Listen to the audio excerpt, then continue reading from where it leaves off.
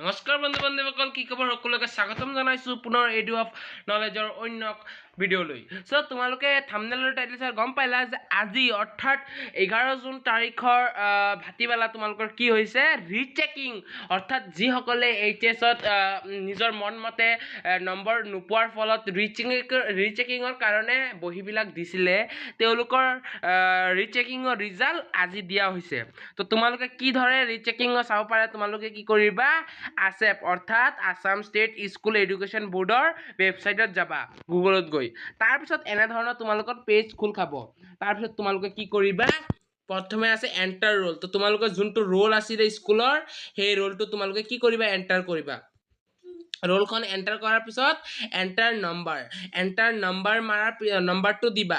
তোমালোকৰ যিখন নাম্বাৰ আছে সেই নাম্বাৰটো দিবা। নাম্বাৰটো দিয়াৰ পিছত এণ্টাৰ ৰেজিষ্ট্ৰেশ্যন, অৰ্থাৎ তোমালোকৰ যোনটো ৰেজিষ্ট্ৰেশ্যন নম্বৰ দিছিলে হায়াৰ ছেকেণ্ডেৰীৰ, সেই হায়াৰ ছেকেণ্ডেৰীৰ ৰেজিষ্ট্ৰেশ্যন নাম্বাৰটো দিবা। এণ্টাৰ ৰেজিষ্ট্ৰেশ্যন নাম্বাৰটো দিয়াৰ পিছত তোমালোকৰ কি হ'ব, তোমালোকৰ যোনটো তোমালোকৰ ইংলিছ ৰিচেকিঙত দিছা বা কি দিছা, তোমালোকৰ যিবিলাক ছাবজেক্ট আছে সেইখিনি ছাবজেক্টৰ কাৰণে তোমালোকৰ কি হয়, তোমালোকে কিমান পাইছা আৰু সকলো ক'ত তোমালোকৰ নম্বৰ কাটিছে, চববিলাক ডিটেইলছ পাই যাবা। চ' এতিয়া তোমালোকে যিসকলে তোমালোকৰ চেক কৰিবা, তোমালোকে এতিয়াই গৈ তোমালোকে আসাম ষ্টেট এডুকেশ্যন অৰ্থাৎ ASEPৰ ৱেবছাইটত গৈ তোমালোকে এইদৰে চেক কৰিব পাৰিবা। আৰু ভিডিঅ'টো ইনফৰ্মেটিভ লাগিলে ছাবস্ক্ৰাইব কৰি দিবা।